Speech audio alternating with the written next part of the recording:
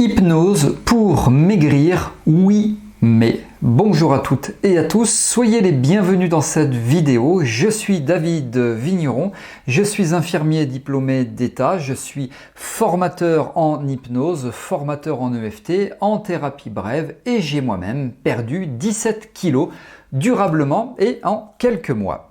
L'hypnose pour maigrir, oui, mais pas toujours, je vous le dis, pas toujours, c'est ce que je vais aborder avec vous dans cette vidéo.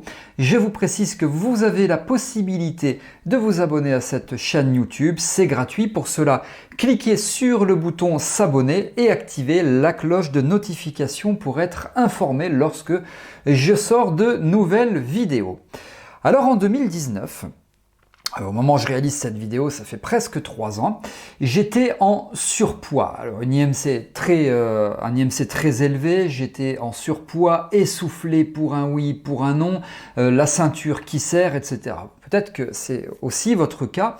Et je me suis dit, je dois maigrir.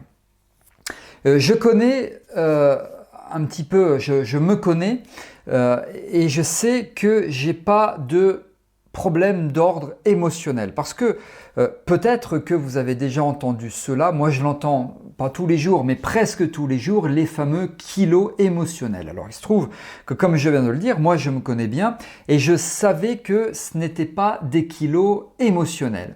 Me connaissant, je savais également que ce n'était pas du mondain, type des soirées mondaines où voilà, on boit, on mange beaucoup parce que j'ai une vie sociale qui fait que je dois très souvent aller au restaurant, manger beaucoup, etc.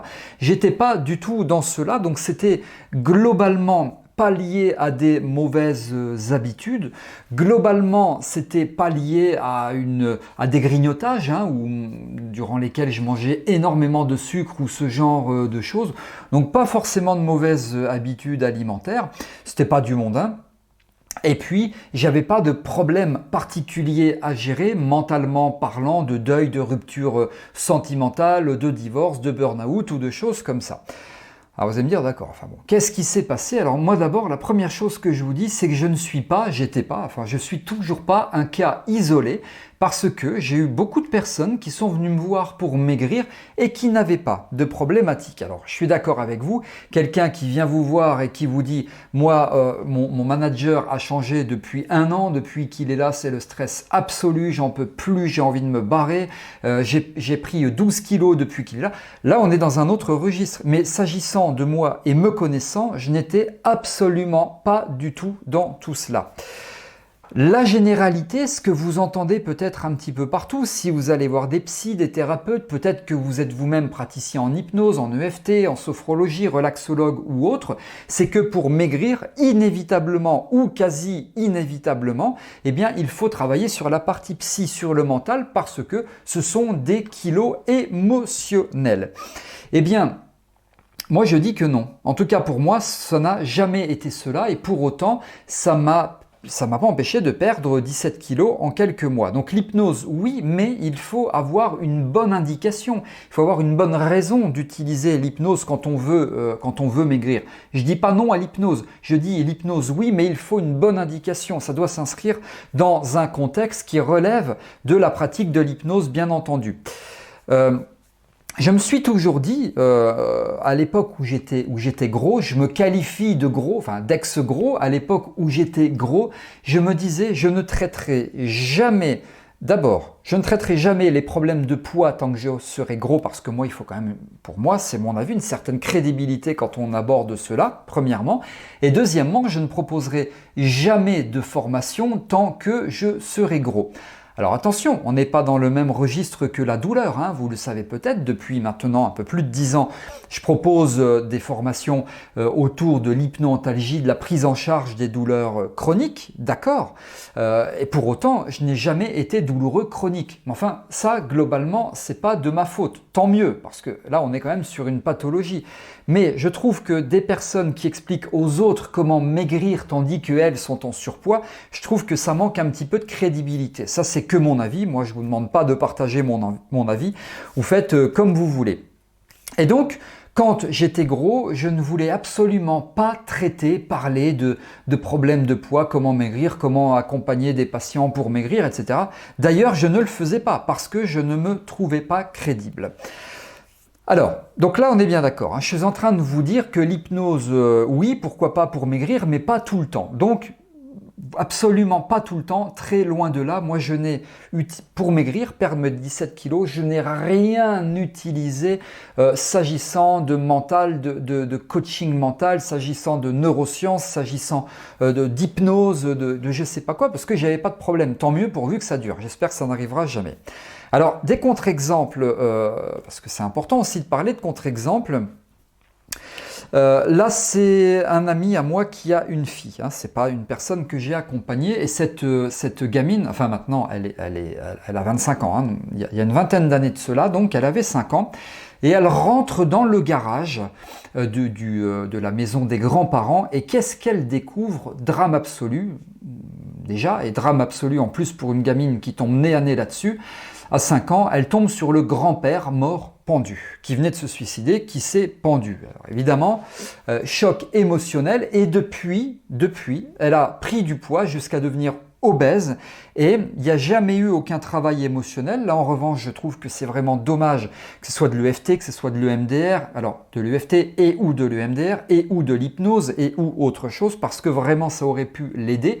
Comment s'est-elle sortie de cela? Eh bien, c'était sleeve ou bypass, hein, je ne sais plus. Enfin bref, une intervention chirurgicale qui lui a permis de retrouver un IMC tout à fait normal, hein, dans les normes médicales. Mais je pense que là, effectivement, un travail d'ordre psy, hypnose et ou EMDR, comme je disais, EFT ou autre, aurait été, à mon sens en tout cas, aurait été essentiel. Mais ce n'est pas du systématique. Dans ce cas-là, oui. Deuxième exemple, une dame là que j'ai accompagnée qui vient me voir pour le deuil de son mari qui est mort 3 ans auparavant d'un cancer, je crois que c'était cancer du foie, voilà, mort 3 ans auparavant, et depuis elle a pris du poids. Donc on fait tout l'accompagnement en EFT par rapport au deuil, et d'emblée je ne travaille pas sur le poids parce que l'élément déclencheur c'est la mort du mari, et elle vient pour travailler sur le deuil, vous voyez. Donc je veux dire, là évidemment on est sur une prise en charge d'ordre plutôt psychologique, et à la fin de l'accompagnement, étant entendu que j'ai travaillé quasi essentiellement en EFT avec cette dame, elle me dit ça y est, je sais pourquoi j'ai pris ces 25 kilos, elle avait pris à peu près 25 kilos en 3 ans, c'est parce que je me suis entouré je me souviens du prénom mais je vais changer le prénom, je me suis entouré de mon Maurice, c'était un autre prénom, je me suis entouré de mon Maurice qui était autour de moi pour le garder avec moi, et voilà pourquoi j'ai pris ces 25 kilos. Donc là évidemment un travail d'ordre émotionnel, on est sur du souvenir traumatique, on est sur du deuil, je dis un grand oui. Mais simplement, ce que je veux que vous compreniez, c'est qu'on n'est pas systématiquement sur des kilos émotionnels, on n'est pas systématiquement sur l'obligation de travailler sur les émotions, sur je sais pas quoi, j'en suis la preuve vivante. Et après quasiment 3 ans, ça fera 3 ans dans 2 mois que j'ai commencé, rien de contraignant, et c'est durable, eh bien, je peux dire que je m'inscris dans une certaine réussite car c'est durable. Et voilà, vous voyez le résultat. Vous regardez d'autres vidéos, d'autres photos de moi qui datent d'il y a 2-3 ans, c'était pas du tout pareil quand même, hein. Voilà.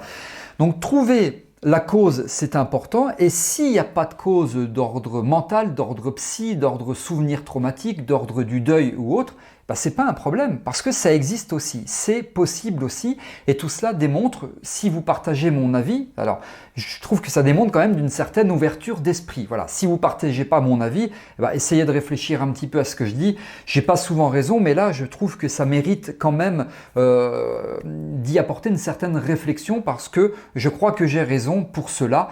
L'hypnose, oui, mais quand c'est nécessaire, quand il y en a besoin. Alors, je vous propose une formation, là, en dessous, vous avez le descriptif de celle-ci, comment maigrir facilement et surtout durablement. Vous avez le contenu de l'enseignement qui est proposé, elle ne dure que 2 ou 3 heures. L'application est immédiate et vous commencez à perdre du poids dans les 2, 3, 4 jours suivant le début de la mise en œuvre de la méthode.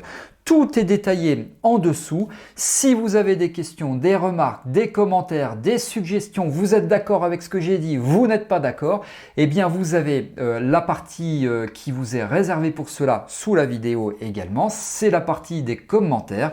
C'est moi qui réponds aux questions sans intermédiaire. Je vous remercie d'avoir suivi cette vidéo, d'avoir été attentif et attentive. Jetez un petit coup d'œil sur la formation que je vous propose, comment maigrir facilement et durablement. Et je vous retrouve pour de prochaines vidéos. À très bientôt.